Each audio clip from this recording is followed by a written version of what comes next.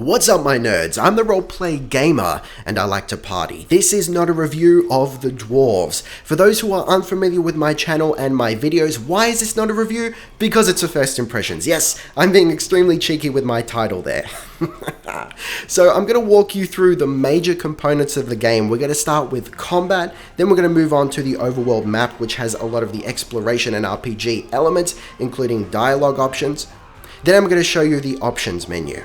Keep in mind that this is a long video because, spoiler alert, I do really like the game, and that does tend to cause me to go on a lot about the finer points of the game. I do believe it is all useful information, so I have kept it in, but you can go to the description at any point and check the timecode links to either skip forward or skip back to the important sections of the video. Last but certainly not least, I did receive this game for free from the developers, but rest assured this does not color my opinion of the game one way or the other.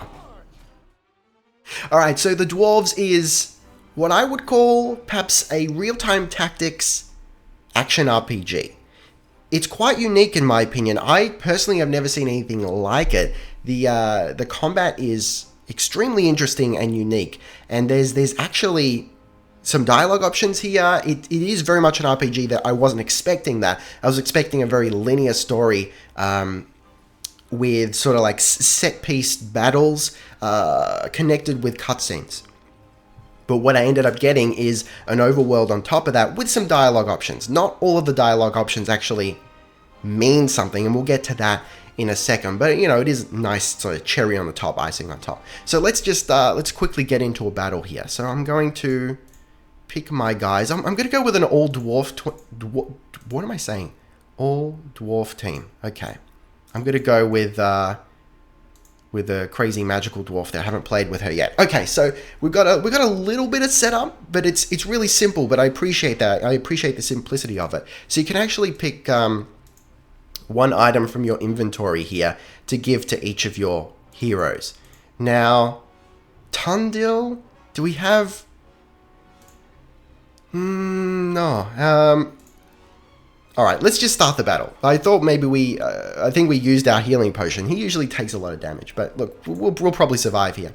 Okay, so I'm just going to pause it, and we should be a tactical battle coming up here somewhere soon. I haven't actually played this section of the game yet. Here we go, there it is. Now they're coming. Okay, so a lot of the game centers around a small party, a maximum of 4, even though you've got more choices for heroes, but you can only control 4 at a time. A small party of 4 against hordes of orcs. It's really very cool. So let's get into it. I'll just drop the volume here for myself so I don't confuse myself. As you can see, we sort of push guys around, we get pushed around. It is actually very tactical.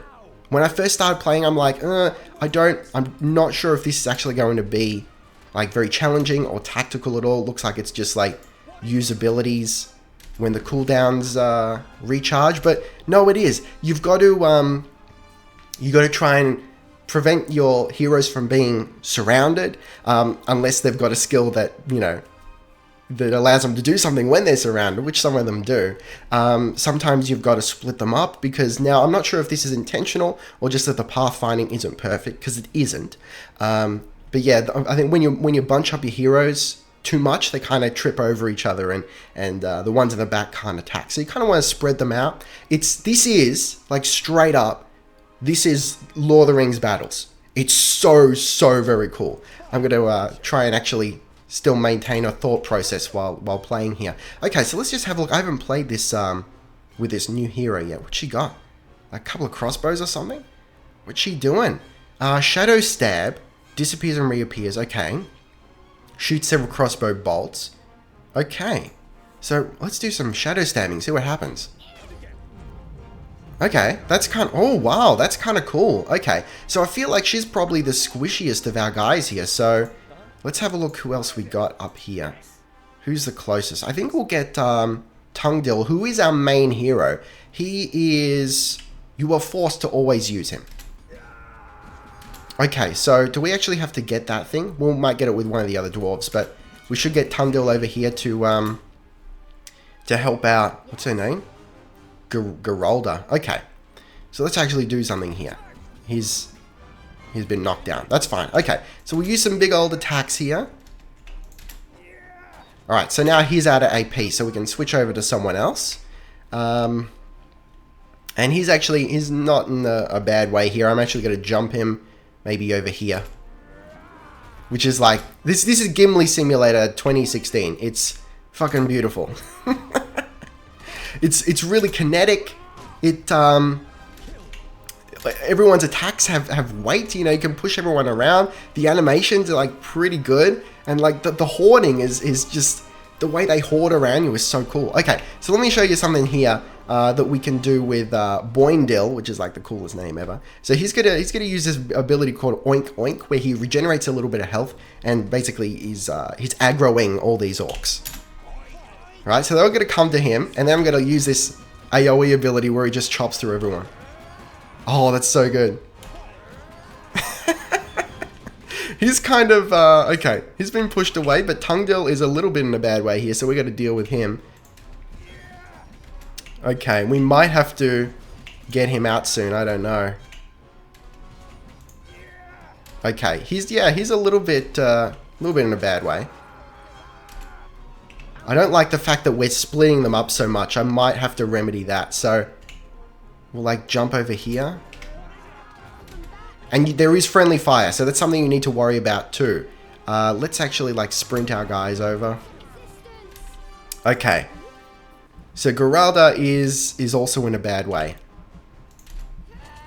There we go, that kind of works. Okay, so looks like she's probably going to go unconscious soon, which is a shame.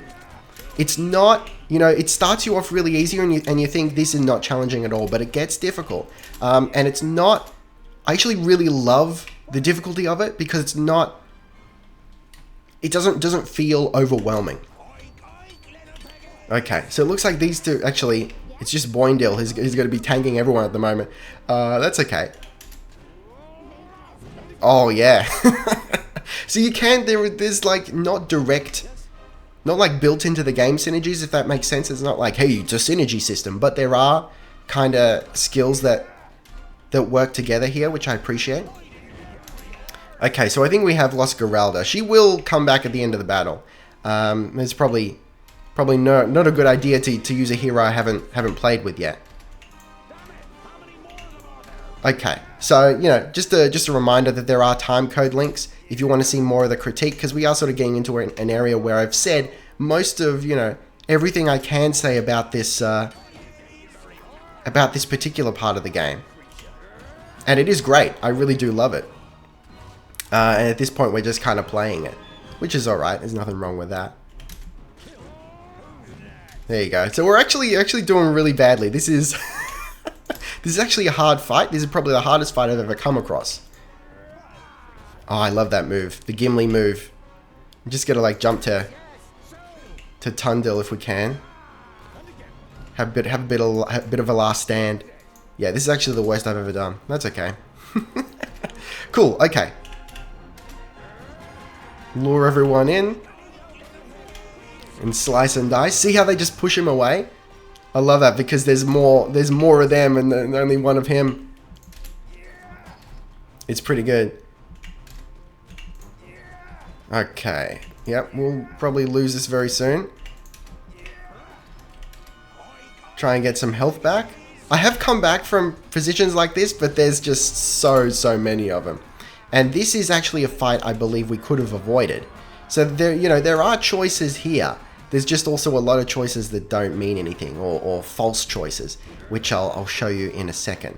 But we're actually slicing and dicing through these guys, surprisingly. So there's also a mechanic where I think the more savage one... Okay, Bögnil's actually the only one left. That's alright. So I probably could have done better here tactically. But again, you know, it's the curse of recording, you know. As soon as you hit record, you do become a worse player because you're thinking about commentary. I'm trying to critique here. Okay, there you go. So we'll load the game and we'll go over to my last save here. And I'm going to show you the Overworld Map. The Overworld Map. And the Overworld Map is huge. And I'm really undecided about it because I really like that it's there. I just don't think it's implemented in like the best way they could. As it stands, like it's not the absolute worst like additional feature. It doesn't feel like a complete terrible tack on that they spent no time on. It just feels like its full potential isn't, really met. So before we get into this, I'll show you just how big it is, and it is fucking huge. If you excuse my French, there's we start off here, I believe, around here. We go up here for like our first main story quest, and we come back. Then we cut across the desert here, and we enter some tunnels and show up over here, and we're heading towards this snowy area over here. So that's one corner of the map. There's the other. All the way up here, there's the other corner of the map. We've got Mortar over here, or the Perished Lands as they call it, and all that. There you go. It's huge. It's incredible. So you can move around freely. You don't have to go straight to the marked story objectives, and there are side quests that you can, complete, or you can ignore entirely. It's actually really cool, and there are some dialogue options here. I feel like the biggest choices are in this overworld map, but there's also a lot of choices, like I said before, that are fake choices, and that bothers me. So, for example, and again, this is all just like this is from my experience with a portion of one playthrough. Ideally, I would have played it through multiple times to tell you like exactly what all the choices do and whatnot. But unfortunately, there's just not the time in the world to do that. Which is why I try to avoid why I try to avoid reviews and instead lean more towards a first impressions kind of format. Anyway, so there was one instance recently where I came across a dwarf. It was actually Geralda, and she attacks us. And you get to choose. At least the game seems to make you think that you can choose to either kill her, let her go, or let her join the party. Now, I did get a Steam achievement for letting her join the party, which suggests to me that there actually is a choice there, and that's cool. That's like the best example of when it gives you a choice. I would have liked to go back and try it again and maybe kill her to see if we can actually go that dark. That would have been cool. But the like opposite of that, the extreme opposite of that, where it gives you, it's like that bait and switch. It's like, hey, here's a choice. Actually, yeah, no, it's not. This isn't a thing that happens, but just to give you an example, the opposite of that would be like if it says, hey, do you want to kill Geralda or let her join your party or whatnot? And you go to kill her, and then a party member's like, yeah, no, we can't kill her. That's a bit barbaric. That happens a few times, like where I've wanted to be aggressive towards someone, or something along those lines. Just do something that's a little bit out of left field, I guess, and not like 100% heroic. And another party member has kind of made me back down, and that feels a little bit cheap. It's not. The issue I have with that is that they put that in at all. I would have rather just had straight dialogue and no choice there. I don't like being led to believe I have a choice and then having it taken away from me. That's a little bit off. But otherwise, everything is voice acted. The voice acting is really good, if a bit cheesy, but I think it suits the story a little bit. The story feels very much like The Hobbit. So keep in mind, I haven't read the books that this is based off of. And if I haven't said so already, there should be a note at the beginning of the video, but I did receive this for free from the developers, speaking of, being honest and disclosure and all that. So yeah, I did receive this from the developers for the purpose of recording a review or something along those lines.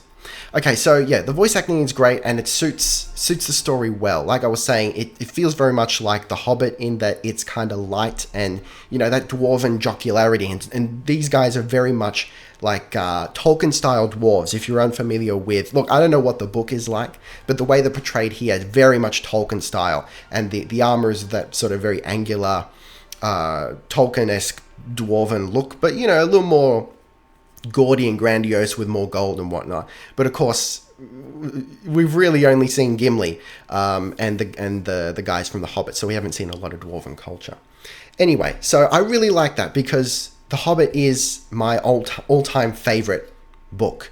So I love that it's got that vibe, but it's also got like the the weight of the story, like the high stakes story of the Lord of the Rings. It's like a perfect marrying of the two concepts. So we're talking a fate of the world story here. It's very much high stakes, and I love that the dwarves are front and center here. The dwarves actually are portrayed as like the protectors of the realm, which is really cool. Hardly ever do you have dwarves as the main heroes. In fact, humans are quite...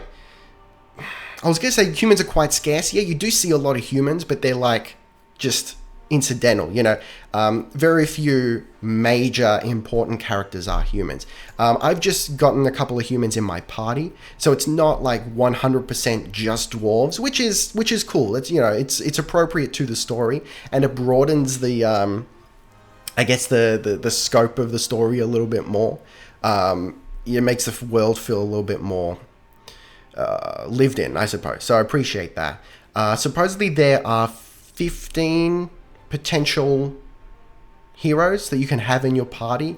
There are a few that are only temporary, and it seems to force them to leave at a certain point. It's not like you have a choice to like convince them to stay or something like that. I'm not sure if they're included within the 15, but I would guess that they probably are.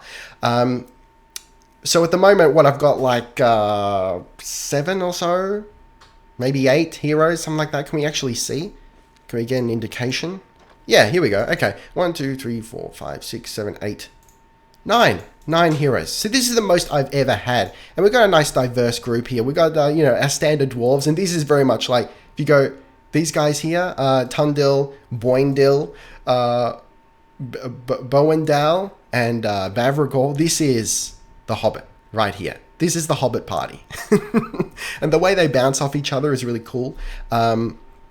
The writing is very lighthearted, and like I said, Hobbit-like, and I really appreciate that. So the voice acting is very good. The only problem I have with it, and this isn't the fault of the voice actors, it's actually, I suppose, the audio engineers, is that there's occasional plosive in the recordings. So even though the recordings are otherwise very good and they sound very rich, and they're clearly made to like take advantage of the bass in a lot of the characters' voices, which sounds really nice and dwarven.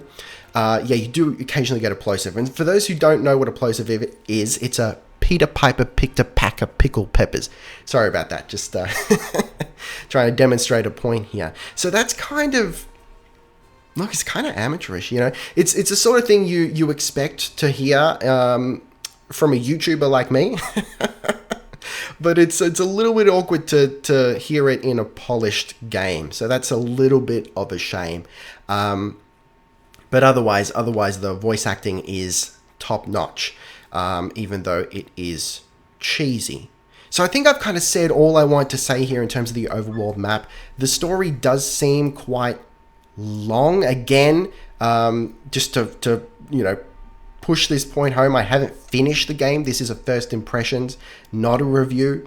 Hence the name of the video. So a lot of what I'm saying is, in terms of like the length of the story and that sort of thing, is just, I suppose, guesses, but they're educated guesses, because considering that 8 hours in, and we spent like most of our time in what essentially appears to be like the starting area, and then I've only just come over here, and then there's like all this as well, right? It seems like this is going to be a fairly epic adventure, and I'm excited to see the end of it. It's really quite a nifty little game here.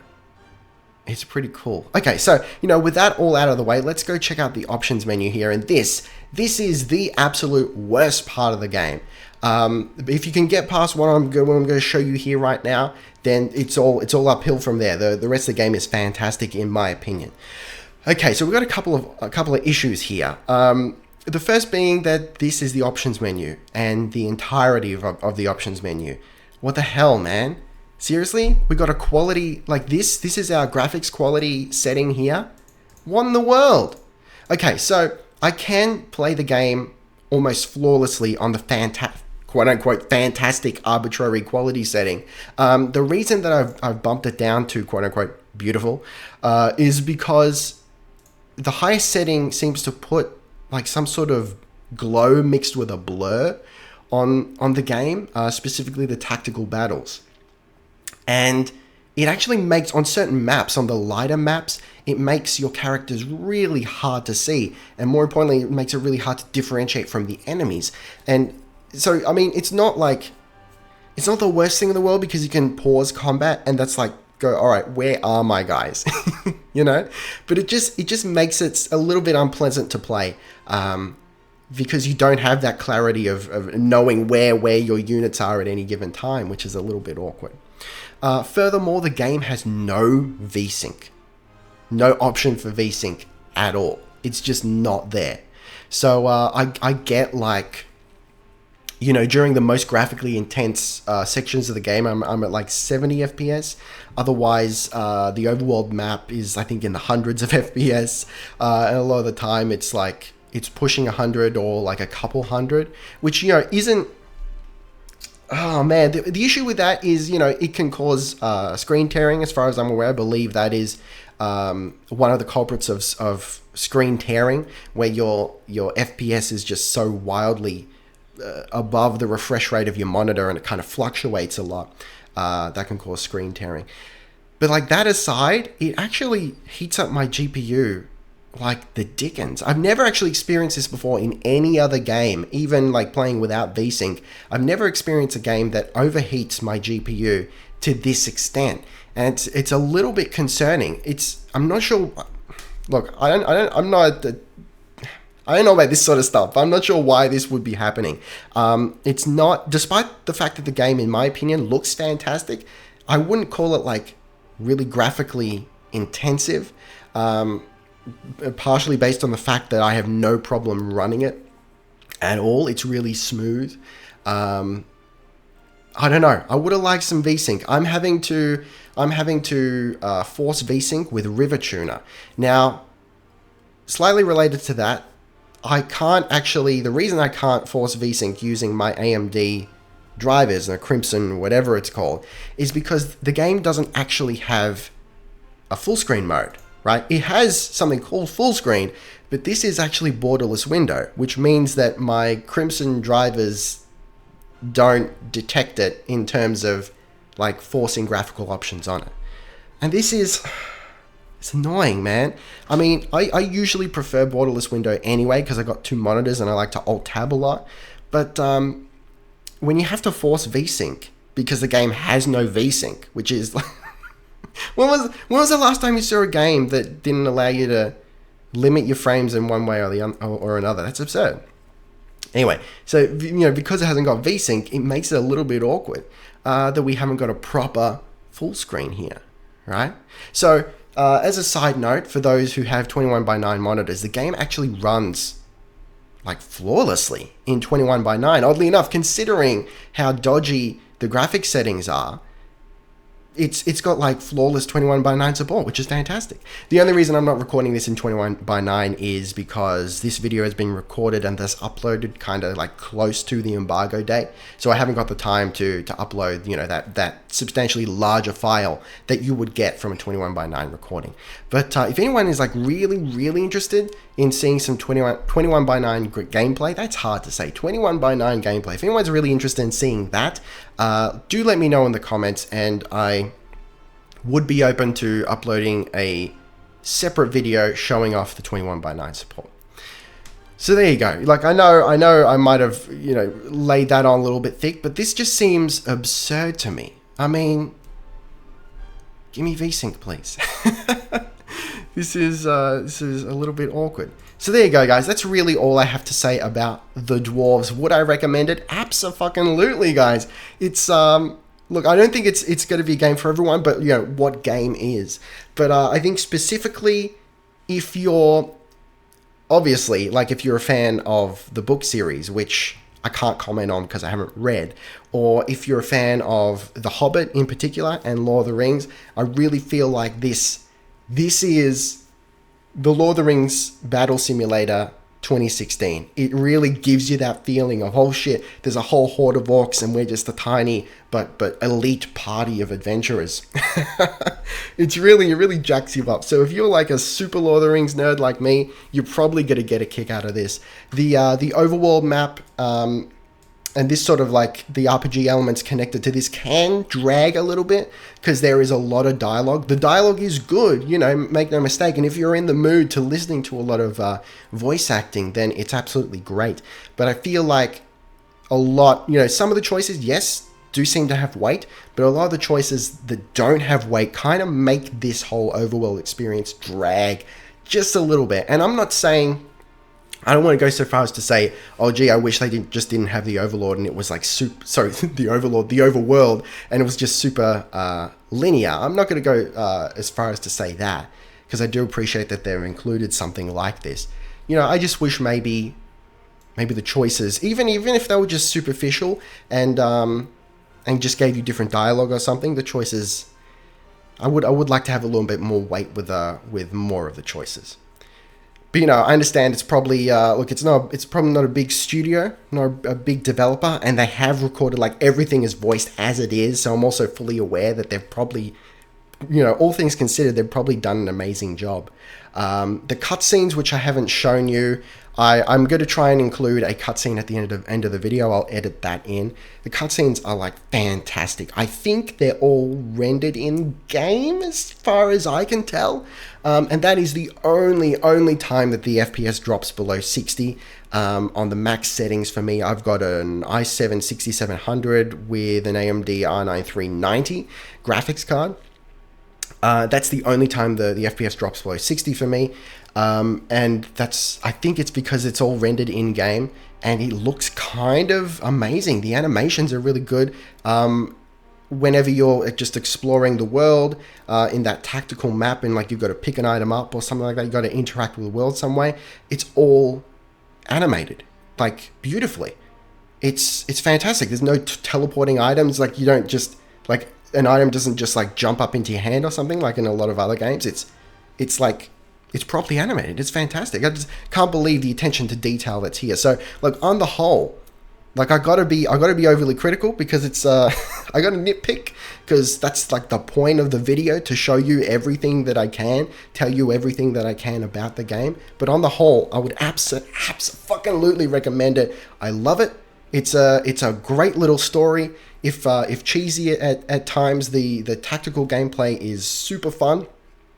And if you want that kind of Lord of the Rings horde battle experience, I think this is like the definitive game for that. It's so cool. Anyway, guys, thank you very much for watching. Don't forget to gently caress that like button. It needs love, like everything does. Taste the game, be excellent to each other, and I'll see you next time.